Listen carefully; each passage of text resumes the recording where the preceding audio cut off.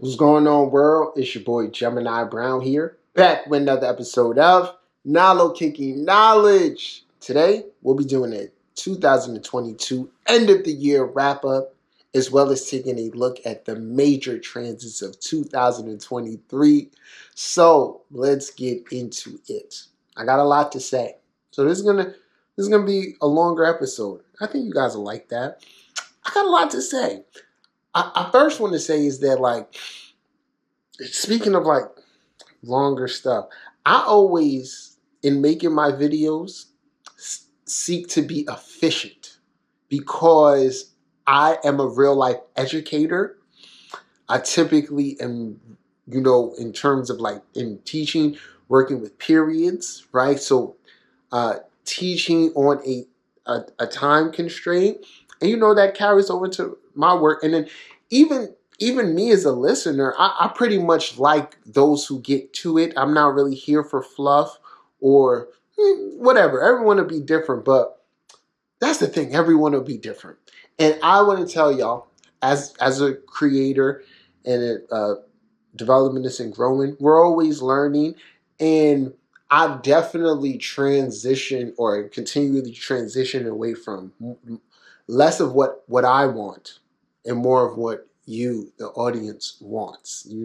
Just like in anything you're gonna do, you want to get better at it and you want to improve. And I've definitely seen this, like, man, for the longest, I was definitely stubbornly creating, and I did that purposely because it's my journey, and all of what I put out is a reflection of my journey, and I really wanted it to be like that. So then in just being real, and I feel like I'm ranting, but man, I'm grateful. I'm really grateful to have started my journey here, like doing astrology here on YouTube when I did.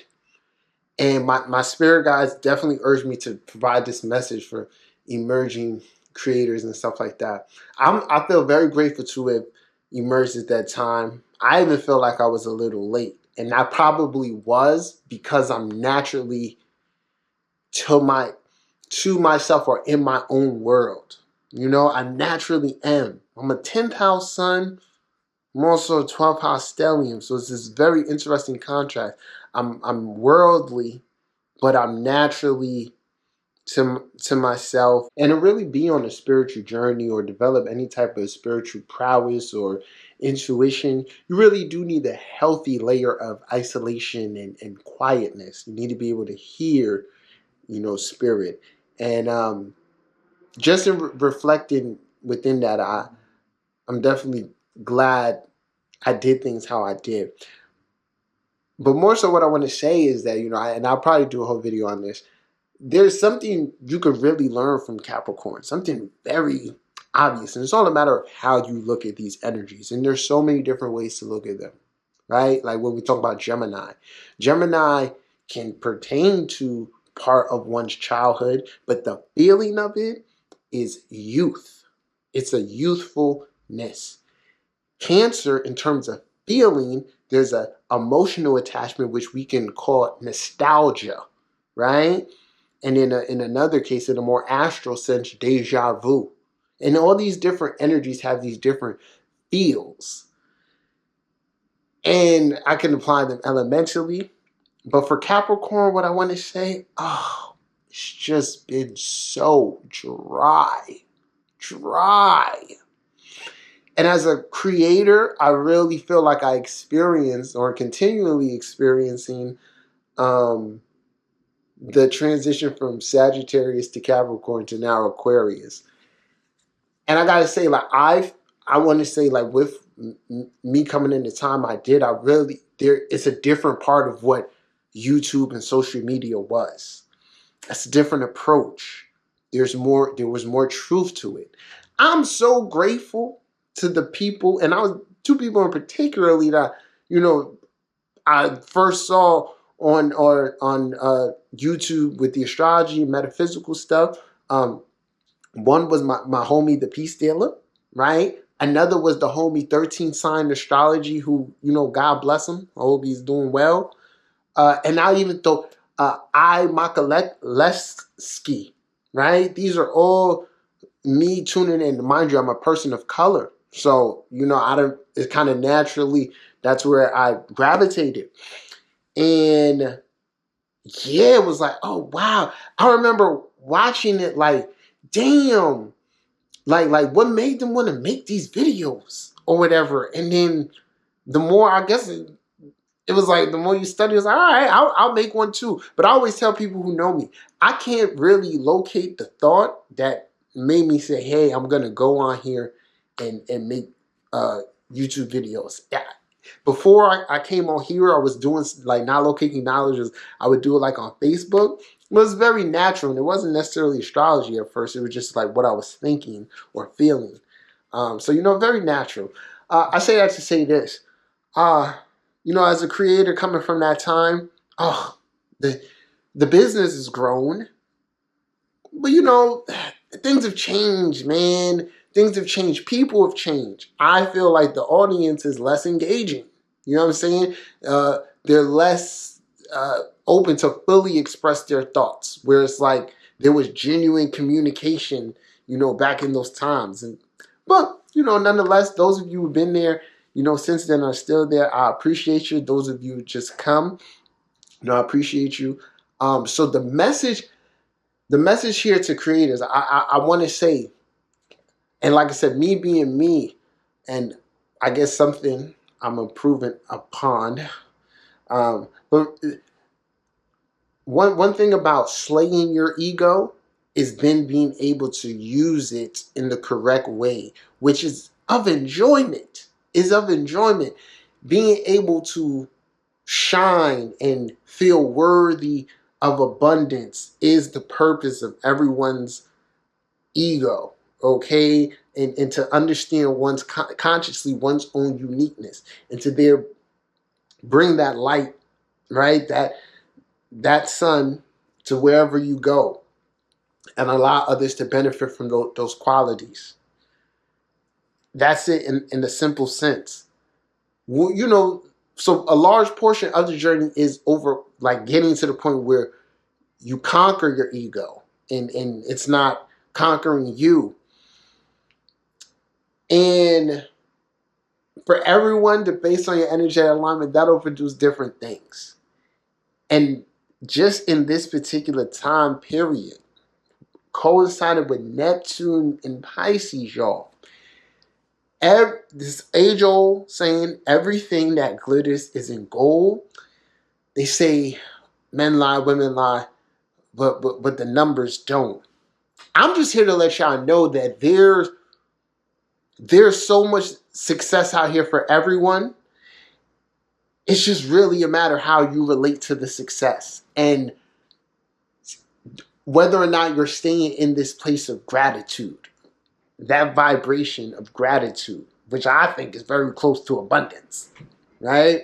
So one of the things that keeps me within a place of abundance or gratitude is that I love what I do and I feel aligned with it. And a large portion of what I seek to do with astrology is to get people in energetic alignment with what their purpose supports. So I always feel like you could be anything in life. And whatever you choose to be in life, you will feel like your ego will respond correctly to it, no matter the material or egoistic circumstances surrounding it, if you're really aligned with it.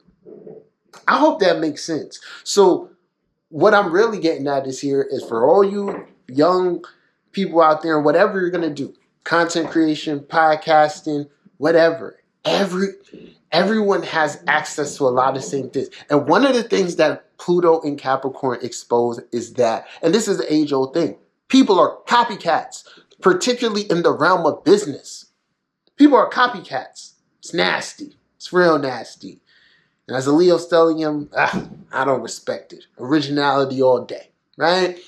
But essentially, everyone's like, they're doing that. Oh, I want to do that. And the level of the playing field is that we have access to those resources.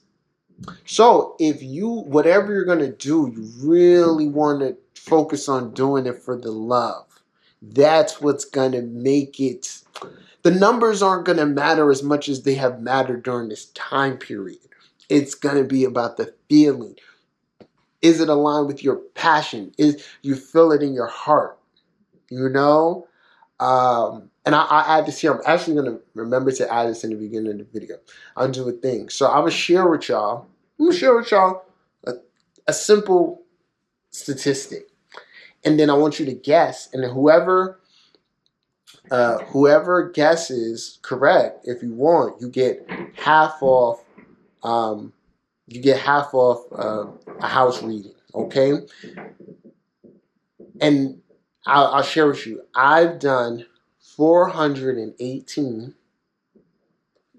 different readings this year, in addition to teaching classes and all that other good jazz. I've done 418 418 different types of readings this year. What sign do you what sun sign? Let's go with the sun. Let's go with the sun sign. What sun sign do you think reached out to me the most, that I read for the most this year? Whoever guesses this correctly, like I said, you get half off reading. All right. So I'm just throwing that number out there. And as a Virgo moon, I don't know. This is really all about how you look at things. It's a weird world out here. So I hope everyone gets my message that try not to focus on like the muscles.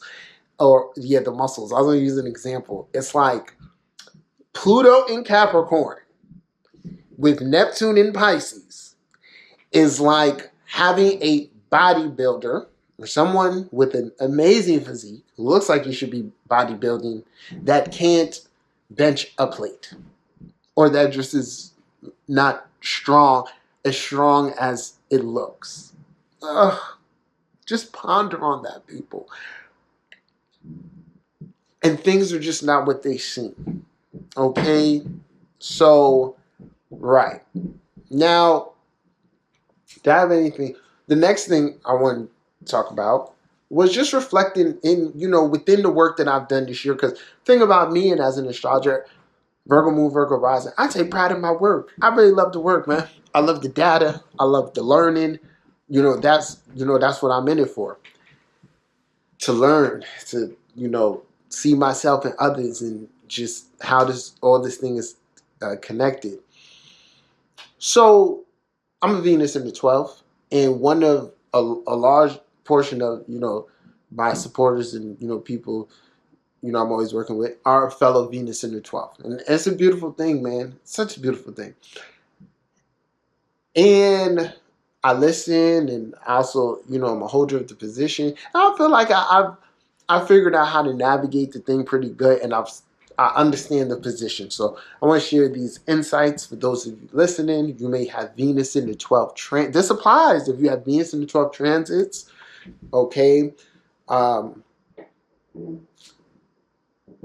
it's the 12th house, the house of karma. Someone with Venus in the 12th, this more times than not is going to denote a high level of karma, or karmic mastery in regards to Venusian energy. So that can produce someone highly creative, right? Highly skilled in some way, a natural talent with you. It can also produce someone spiritually inclined and that has a natural talent within the spiritual realms as well. Then in other cases, it'll produce someone who really knows what they want in partnership. But in some cases, thinks they know what they want in partnership. Because there's a disillusionment aspect to it, a lot of times what you're very fixed on or hold in strong regard as far as your ideals are things that you may actually need to let go because they've outworn their welcome. Okay? So The next aspect of Venus is just relations in general, dealing with others. And with Venus in the 12th, there is this thing of secret enemies, jealousy. And I had someone ask me this, and this is a question I've asked a few times with the position. Am I experiencing jealousy because I was jealous in a past life? Now, these things, in answering these questions, I always say context always matter. You really want to look at how these scenarios play out exactly. So there's two ways in which jealousy can be experienced here, but in the Venus in the 12th way, there's a secret element to it, and more so the ruler of this position as well as the sign will give you insight to how it plays out. But if it's in, let's say, Jupiter rule sign, Jupiter influence in some way, or fiery influence, people may not necessarily be directly confrontational with you or show this directly to you. There may be a secret element towards it. If it is more so in a watery emotional sign, the reflection aspect of the 12th house works where you may be attracting this jealousy because within you, you're unwilling to recognize that you have jealous tendencies. It's more, I tend to kind of want to look at it like that than in the sense of, oh, I did this in the past life, so this is occurring. No, it's more so, fuck the past life. It matters, but what's here now? And being able to look at your shadow. So for people with 12th house energies in general, if you got Mars here, you want to come to, like for me, this is what I always say. I'm not angry. I'm not an angry guy. I'm aggressive. And within the, like, learning things is like, all right, learning how to curb your aggression, right? Like, for example, if someone playing around as a little kid hurts another child, they may feel like, damn, I don't want to hurt people, so let me curb my aggressiveness. You know what I'm saying?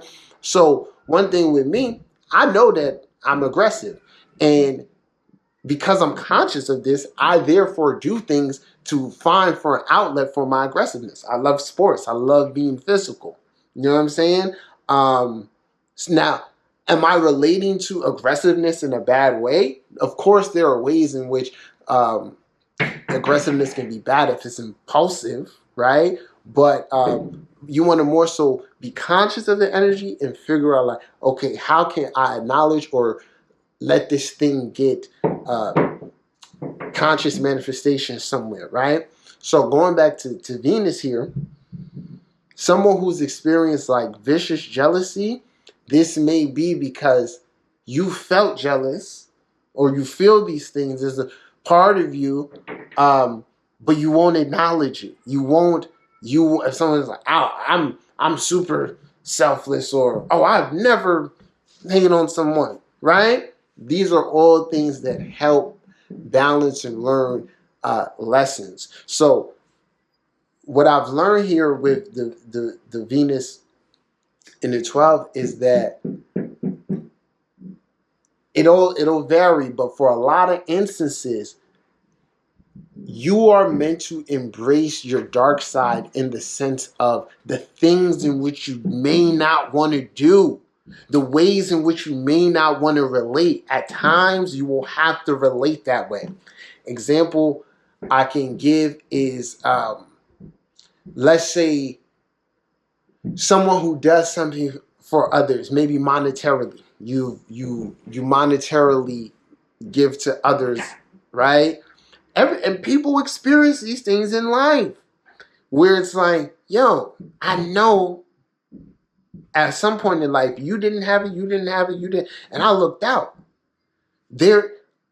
I'm actually down and out right now, and they're not looking out for me. The Venus in the 12th person will experience that, right? So this is more so of the, I guess, that boomerang or that karmic aspect that everyone relates to, goes around, comes around. It's more so like, so when the Venus person experiences that, that's just how that played out. They had a choice in how they could relate to you. That's not your karma. That's more so a them thing. You're just kind of help carrying out the karma. I hope this is making sense, y'all. So when you are there for someone in some way, just know that if you want to relate to it like this, you're accruing the positive karma. If in the instance the same individual doesn't return it, it's not like they automatically have to, but in actual, like, this is, I guess, why I relate to free will. If there wasn't, like, if things just operated like, well, automatically they're going to get back to me. No. So in actuality, they have a choice. And based on, like, so that person chooses to not, therefore, balance or return it to the Venus in the 12th person, this can therefore stimulate a possible ending. Okay, you need the setting of a boundary. Well, I didn't know I should have set that boundary then, but I damn sure know now. So then how life goes, opportunities, whether with this individual or another individual, may arise. You just have to have the discernment to know how to proceed. But let's just say it's the same exact individual. You're not naturally, Venus in the 12th person is like, compassionately, I'm holding pity on you or whatever. But in actuality, you may need to shit on that person. It's the craziest fucking thing. But this is really, so there's to sum all this up. Sometimes the 12th house people in general, specifically Venus in the 12th, you're used unconsciously to help carry out karma. And to fully do that sometimes, you will need to embrace darker aspects, or that how you perceive at not like shadowy aspects of oneself. Right? So it's like being perfectly cheery, but having to give a cold shoulder to this person. So now there's a next part about this that I want to talk about. So at the same, this is all of these in which I'm talking about is really highlighting the fact that everyone has a different type of karmic way things are meant to play out. So taking into consideration everything I just said there, on the next hand, and like I said, these are things that I learned through practice and kind of just observing and understanding. Let's say you have a strong Venus signature in your chart, and then you have this Venus in the 12th on top of that, which would be, is dignity-wise, that's a exalted position. That approach in which I talked about just now, about like tapping into your dark side and all of that, under certain circumstances, that approach, if the person naturally has an understanding of, well, I'm just giving energy to the way it comes. So you have a Venus dominant person who naturally is like, well, I'm going on fairness, right? This is just something I innately know. Whereas in other scenarios, that Venus in the 12th may struggle with this, right? You have the Venus individuals like, nah, I'm returning all energy. Karmically, in the sense of letting go, it may be time for you to let go of that in order to, this goes to compromise, in order to actually achieve more harmony in partnerships. One may actually have to accept, and this is all about, one is like how your chart is set up, but also who you've chosen. Like, so in certain scenarios, it's like, all right, this is the person I've chosen in life. We've been together however long, but we have this particular problem where it's like, okay, energetically, this is never going to change. Let's say you're both fixed in this way. This isn't going to change. There's going to have to be, someone has to let go. Like one of the qualities is naturally going like that, right? It's naturally playing out that way. Someone has to stand down. And I've seen, like I said, with a Venus in the 12th and with strong Venus signature, so a prominent, Taurus or Libra and energies there may indicate having to, let's say, compromise, which feels like letting others get over or a certain imbalance. But a key thing here to look at with this position is that it's going to zoom right through Aries. It's only going to be here until early May, which is about 4 or 5 months into this year. And then it's off into Jupiter. It's off into Taurus. Jupiter is off into Taurus. So I want you to really pay attention to the significance of the things that is highlighted in your ability to act, right? Be grateful for that. A lot of times with Jupiter, me talking about abundance, it's about having gratitude to be able to exercise that energy. So Aries, the ability to act and to be a self or selfish, right? So this can also be part of the lessons related towards Jupiter and Aries for you. But one of the best advice I could say is to start paying attention towards your imagination, because Jupiter in imagination and finances, because Jupiter in Taurus is going to bring about this. I feel like it's going to be that real stimulating transit towards that Renaissance feel. And maybe it's connected to all this stuff with artificial intelligence. I don't know. And I just don't want to acknowledge it. It's kind of here. But yeah, I feel like imagination is going to be key towards attracting more material abundance. All right.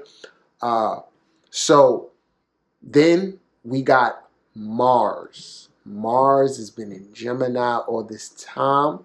It is in early January going to turn around and go direct, and then still be within the shadow phase of Gemini until early March, okay, before it moves past that, shadow point. I think at this point in the Mars retrograde is you want to evaluate the rhythm that you've been under. So I can speak for myself.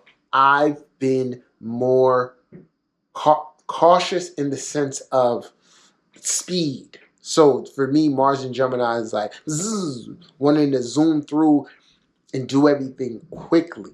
So I've made it a point, especially when driving, taking my time, slowing down, because the retrograde tells me, Nick, don't be in a rush. You know what I'm saying? It makes no sense to be within a rush. Allow things to take time. So I know that's something I'm going to take, with me.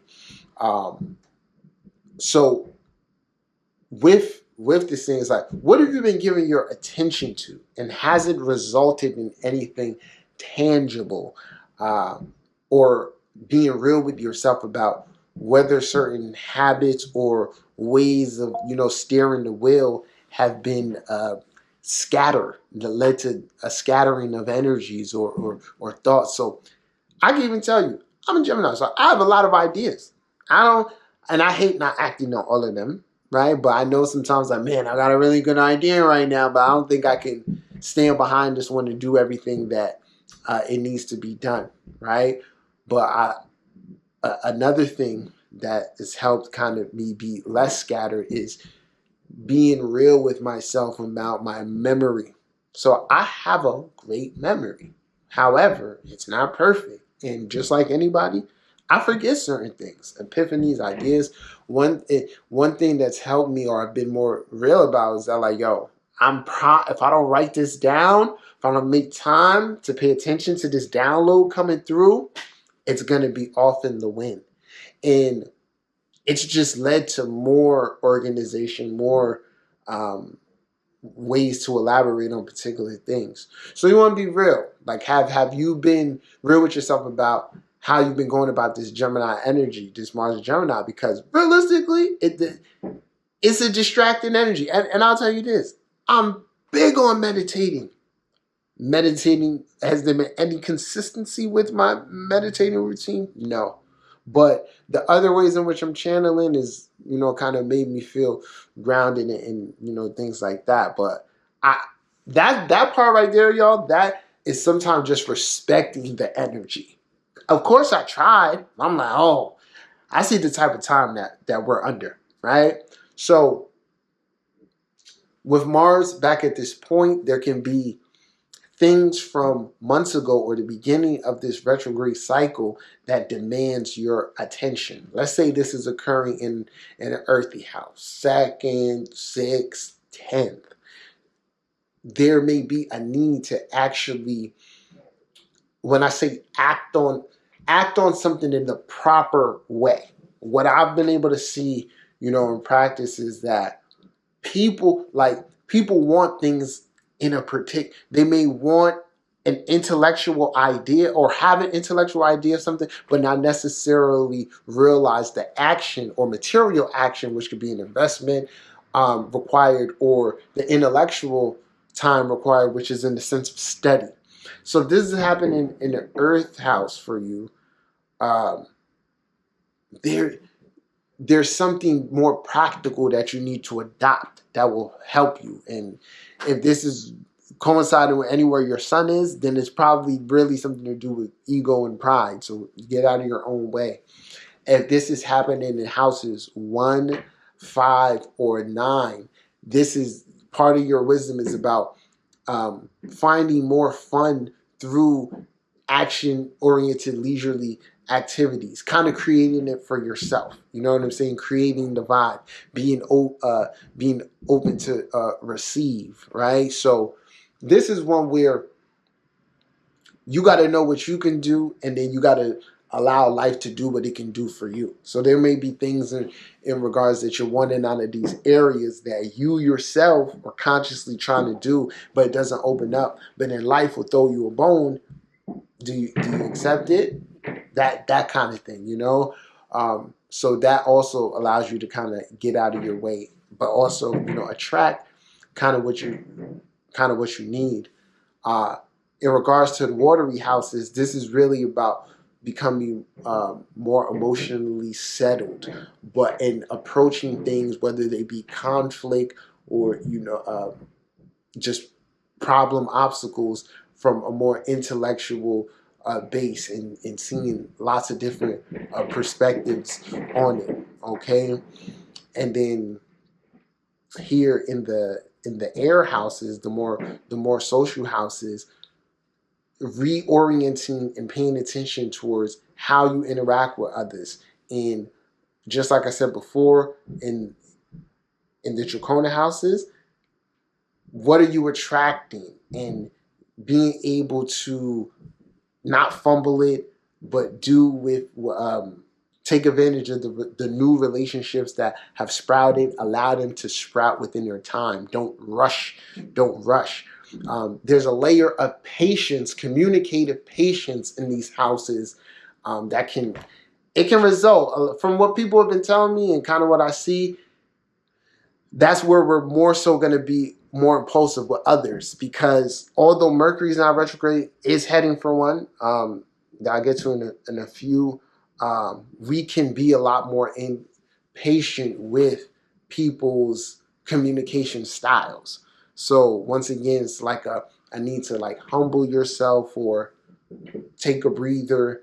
But those are a little bit how Mars finishing up his retrograde might be playing out. So the next thing we got on the docket is Mercury retrograde. And that is starting a couple days before the new year on the 29th. So it's going to go from the 29th to the 18th. And I feel, we'll see how it goes, but I feel like this will go really fast. But the energy of Capricorn is a slow moving one, right? Or one that cause you to have some patience and focus. So this may feel different for everyone, but I want to say it's going to zoom by because we'll be submerged within getting things done, putting in the work. So what's connected to this one, you'll have to go back and pay attention towards the conversations that Venus and Mercury have been having. They had one via a conjunction within Sagittarius. Mercury pulled away, and then they came back together in Capricorn.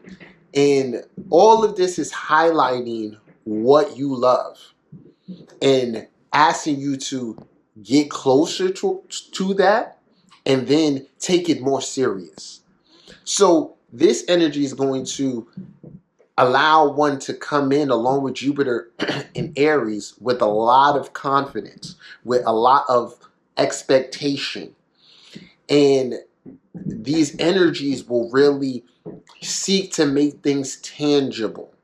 As I said before with Mars, you may feel like you want to rush or you want it to accelerate, but the best thing to say is enjoy the process. In the real world sense, I feel like as I've talked about before, we've experienced immense inflation, okay? And it's outrageous, man. It's outrageous. I can't even fully keep up with it.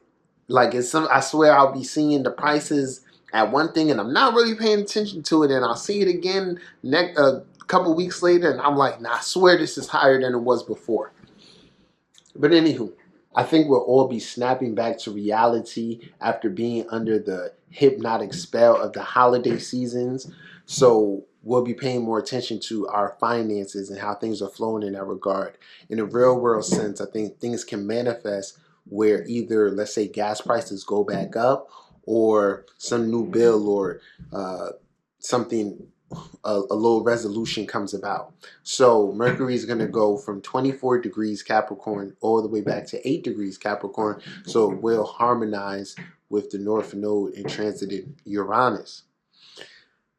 So just last thing I will say with that, in a professional sense and putting it together with Mercury and communication, that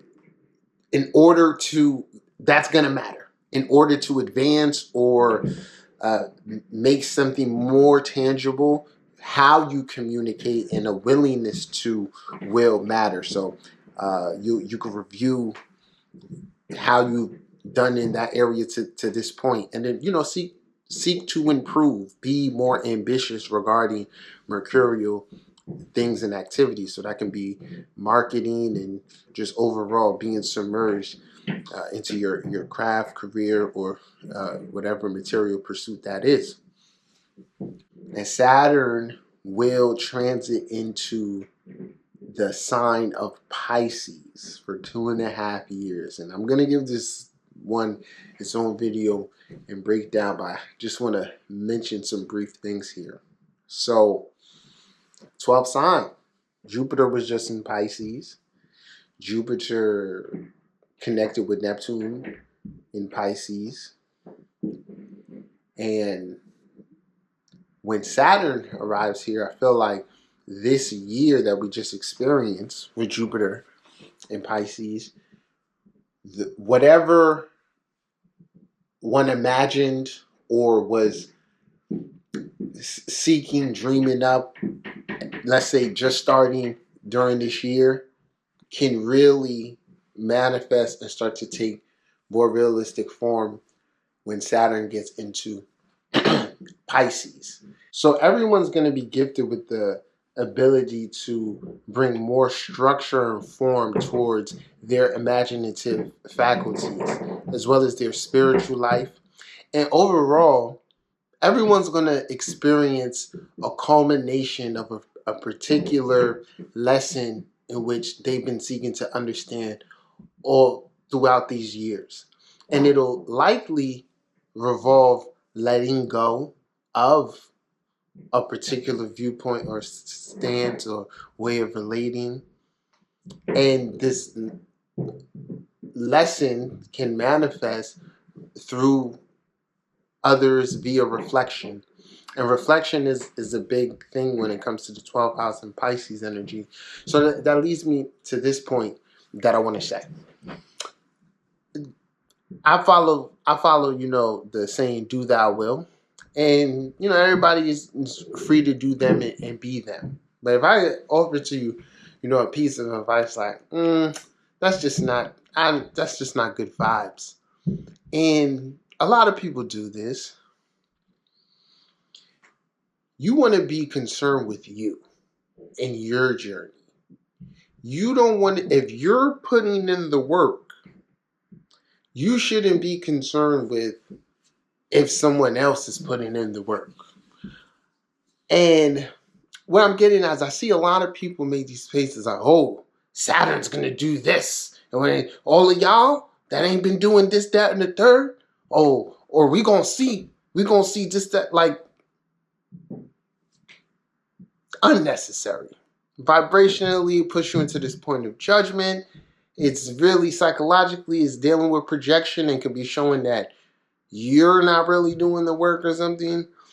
But really, it's part of ego. Because some people do the work and they feel like, what the fuck? I know this person's not doing the work. Man, you just got to honor your journey, your path, and focus on what I said earlier about the ego and being in control of that. Having the ego submitting to, you know, the higher self, and then therefore really able to be granted particular abundances that are different than ego abundance. Okay? So, I'll give a little more insight on this because I'm going to repeat it again. The next way of what I'm saying is, don't use your spiritual insights or acumen to meddle in others' affairs, especially if you haven't been asked to. And I always encourage people towards seeking out or really diving into the chart of like family members or people you really, you know, are emotionally connected to and know well. Not necessarily every person you meet. Like if you're a single person and you're dating, right? Yeah, you want to use astrology and all of that to guide your stuff or whatever, but you don't want that to be one where you've met three people. First thing you did was check their chart. You're seeing shit you don't like, and you never give them a full chance. That's what we don't want to do. And Saturn in Pisces is going to create these different effects. So like Saturn in Aquarius was like those who, like those in the know, those putting in this work or coming into it. It's like there are going to be others during this time who leaned on you for your expertise or what you know, right? And in showing them kind of helps you get more in tune with your own divinity, able to share what you learned on the path. Saturn in Pisces now can create this shadowy effect, an egoistic thing, where you may try to use what you know to not just flex on others, but scare them, or not using the light in the correct way. All right, that's something that's going to come about. And naturally, I'll just say it now. Yeah, there's going to be quote unquote dark magicians coming to the party because the information's out there. It's just a matter of what, you know what I'm saying, what you do with it. It's just a matter of that. So there's, with Jupiter, keeping in mind Jupiter and Neptune and all that influence this year, it's going to seep over to some things within Saturn and Pisces. But keep yourself out of those messy things and focused on your own, you know? So then, last thing I add to this is we got the North Node and South Node going to change signs and transition from Taurus, Scorpio to Aries, Libra. So within this cross, you know, it's going to go past Jupiter. And I believe I believe Jupiter, Uranus. Oh my God. Oh, this could entail a lot. This could entail a lot, but these are just really great times to be living in. We want to become money minded, and I'm just encouraging everyone: don't get caught up in the sauce and not be aware of your finances, you know, like you need to, or don't be carrying around bad money psychology and not spending on what you should and what's valuable. So as North Node in Taurus finishes up here, you want to have a healthier, more concrete, stable, practical, consistent way of generating income, knowing and that therefore lets you have an idea of your own self-worth in this new paradigm, right? You want to be aware of the value of things, which therefore the true value of things, that therefore allows you to have a better relationship with money. So where you're in the flow of spending on what's important to get, or investing in what's important to get where you need to go, versus the old psychologies, Scorpio South Node, right? So as it goes into Aries, this is going to be very invigorating. We're going to be more motivated to heal and put into action what we know. And I feel like it's going to also bring possibly some harmony towards partnerships, or there's a little bit more connectivity than there's been these last few years, because we've been more so disconnected. So relationships in general are gonna, and how we relate to them are gonna come into focus. So naturally we're gonna see expansions upon polyamory and open relationships, marriages, how children are being raised, all of that. And yeah, just having more of a conscious awareness of how things are changing and how we need to change with them. All right, it's a little bit of the coming transits. Feel free to chime in. Let me know what you think. Check out my Patreon. Check out my website. My book, Astrology, the Matrix. Until next time, peace.